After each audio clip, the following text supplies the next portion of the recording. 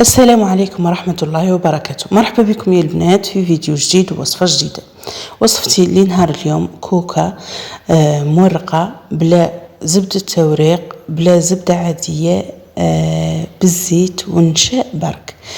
نتوكلوا على بركة الله ونبداو في الوصفة تاعنا. كما راكم تشوفوا هنايا جبت هذاك الطاس تاع الميكسور. انا يعجبني هي هذا الطاس، عنده استعمالات عديدة. درت فيه كاس نتاع ماء مثلج، ودرت فيه كاس نتاع زيت، ودرت معهم ملعقه نتاع ملح، وبديت نضرب فيهم بالبرا ميكسور حتى يتغير اللون تاعو. شوفوا كيفاش ولا كيما المايونيز، والله كيما الكريم فريش. بعد ما ضربته مليح مليح وطلع لي كيما راكم تشوفوا، درته في اناء اوسع، والله في طبسي ولا قصعه اوسع، وبديت نضيف في الفرينه بالتدريج. الفرينه هنايا ما نقدرش نعطي لك العبر تاعها، تمي ديري بشويه بشويه حتى تجيك عجينه زينه متماسكه، ما تجيك مرخوفه وملقه، ما تجيك يابسه نزهه. كيما راكي تشوف فيا العجينه تاعو دله قوشني المره الاولى وانتي راكي تعجني فيها راه تجيك مفلسه شغل، ومن بعدها ترتاح راها تزيد تزيان. انا راني رجعتها للطاس تاعها وغطيتها وخليت عليها حتى بديت نطيب في الشكشوكه نتاعي. هنا نرجعوا للشكشوكه ولا للحشو. طباخ درت فيه 3 ملاعق حتى 4 ملاعق نتاع زيت، ضفت معاهم 3 حبات نتاع بصل مقطعين رقاق. انا هنايا راني ما قطعتهمش، هنايا شغل هرستهم بالاشوار. شغل نشعل ونطفي حتى نتهرسوا اللي ما ولاوش مطحونين تماما. ومن بعدها ضفت عليه فلفل بارد 2 جدوره حتى 3 جدوره، ثاني نفس الطريقه تاع البصله هرستو برك. ومن بعدها ضفت عليهم ملعقه نتاع ثوم مدقوق، تقريبا 3 سنينات زينين ثوم مدقوقين، وضفت عليهم ملعقه ماهيش معمره نزهه نتاع طماطم مصبره، وقليتهم مليح مليح. وكما راكم تلاحظوا راني كل ما نعود نقلي في البصله هذيك ندلها المقطه تاعها باش تتذبل لي وتذوب لي زين، لانه راها بصل تاع حشو فهمتيني. تجي ذابله احسن من تجي منشوعه، فهمتي، تعود ناقصه طيب، تجي شويه وانت تاكل فيها تجي مذاقها مزعج. هنا كثرت نهدر، درت زدت ضفت عليهم 3 حبات تاع طماطيش هذيك كنت فيضتها في الماء ونحيت لها القشره تاعها، ومن بعدها رجعت قطعتها.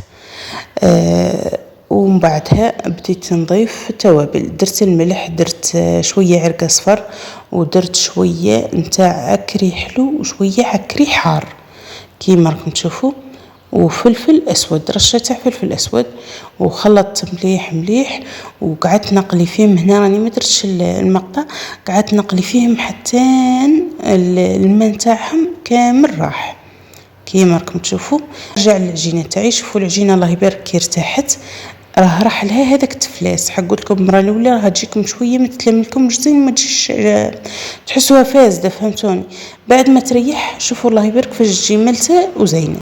قسمت العجينه تاعي لزوج اقسام متساويه وغطيتهم بالطبسي وخليتهم يزيدوا يريحوا باش تجيني سهله في الحل تاعها. هنايا الحشوه تاعي بعد ما تقلات مليح مليح راني ضفت لها كمشه تاع زيتون. تحبي هنا تضيفي لها طون تاع طماطيش، تحبي تزيد تضيفي لها فرماج طري، الله يسهل. انا اكتفيت درت حشوه كما يقول لك تقليديه. هنايا نجيب نص كاس تاع زيت، ونجيب معاه 3 ملاعق حتى 4 ملاعق نتاع مايزينا، ونجيب معاه باكي تاع خميره الحلويات. هذا السائل هو اللي راح يورق لي الكوكا تاعي ولا العجينه تاعي كيما راكي تشوفي. نحل العجينه نتاعي على اكبر قدر ممكن كيما راكم تشوفوا، ما نخليهاش قليظه باش ندهن عليها هذاك السائل ونورقها. هنا راني نحل ونحاول اني نعطي لها في الشكل المستطيل. شوفوا الله يبارك العجينه تاعي ما تقطعت لي، ما صرع ليها حتى حي.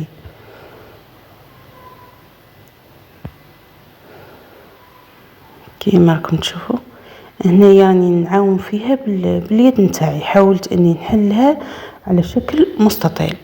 نجيب هذاك السائل اللي درتو نقسموه على نصفين، نص نخليه للعجينه الزاوجه ونص نديرو لهذه.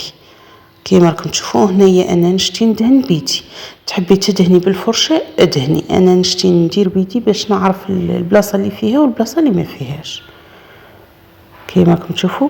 ومن بعدها نطبق العجينه نتاعي تطباق نتاع مسمن كيما راكم تشوفوا. نزيد نطبقها منا ومنا ونزيد ندلها شويه تاع السائل هذاك ونزيد ثاني نطبقها كيما راكم تشوفوا. راه الصوره هي اللي تعبر لكم اكثر مني. هنا بعد ما طبقتها نديرها في كاش حاجه تاع بلاستيك ولا طبيسي ولا، ونديرها في الكونجاتور ترتاح حتى نزيد نختم العجينه الثانيه. هنا راني حطيتها ارتاحت ودرت العجينه تاعي ثانيه ودرتها ثاني في الكونجاتور ورجعت نحل في هذه. شوفوا الله يبارك البنات كي ترتاح هذه العجينه تعطيك حيه الطوع في الحل، كل ما خليتيها ارتاحت كل ما عطات لك الطوع في الحل كيما راكم تشوفوا. شفتوا الطريقه تاع كيفاش ندخل صباعي، هذيك راها طريقه باش طبقات ما تهربلكش من بعضها كيما راكم تشوفوا. هنايا نحلها شرقيه نزح،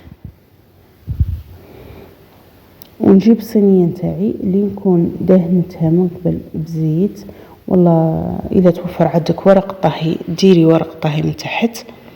انا الصينيه راها شويه كبيره، عندي وحده جايتني صغيره نزهه وهذه جايه كبيره نزهه، اللي بيناتهم ما عنديش فهمتيني.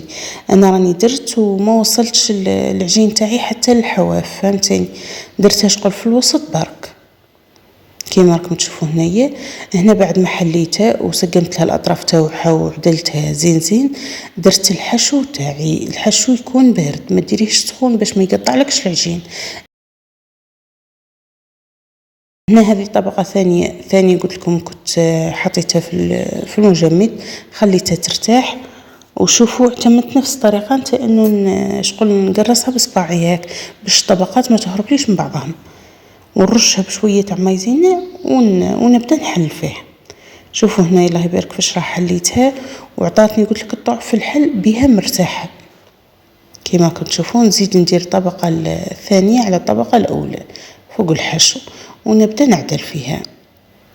نحاول اني ندخل العجينه الفوقانيه من تحت باش الشكل يعود متحوف، راه ما تجيش قليظه معناها ما تجيش مزعجه ولا قليظه ولا. حاولي انك تعرفي كيفاش كي تدخلي الاطراف تدخليه من تحت، حاولي انك تبسطيها شويه بصبيعاتك. هنا راني بعد ما سويت الاطراف تاعها وعدلتها زين جبت صفار تاع بيضه ودرت معاه 3 ملاعق ولا 2 ملاعق نتاع خل كيما راكم تشوفوا.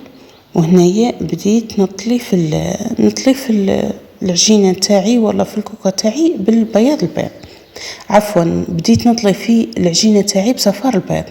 وهنايا قطعتها ونحاول اني ما نقطعش نزها حتى لتحت، نمورها برك وشبحتها بشويه تاع حشاوش وحبيبات تاع زيتون.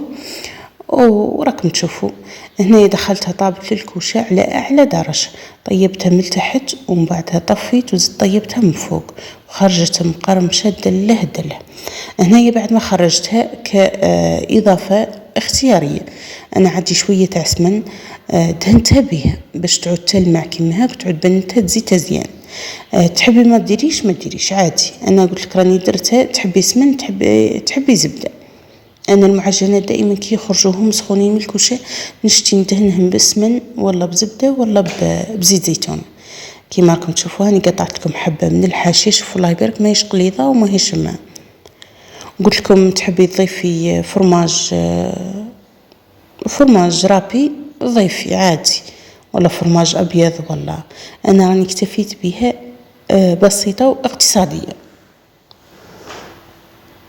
كيما راكم تشوفوا. شوفوا الحبيبات الله يبارك. وكان نسمعكم القرمشه تاعها هاي وين باينه دركي نبدا نمسها كيما هاك. شوفوا كيفاش تفتت وشوفوا الله يبارك كيفاش راها طايبه من تحت.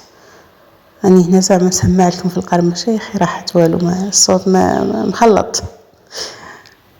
هنا كيما راكم تشوفوا هاي وين حبيباتنا واجدين، العجينه طايبه من داخل ومن برا ومرقه وكأنك مطيبتيها بزبدة التورق. هي ما كانش كيما يقول كيما عجينة المورقة، بصح هذون راهم بدائل صيفية. هنايا هاموين حبيباتي وجود كما كنتم تشوفوا، ونتمنى انهم يعجبوكم وجربوهم، والى اللقاء.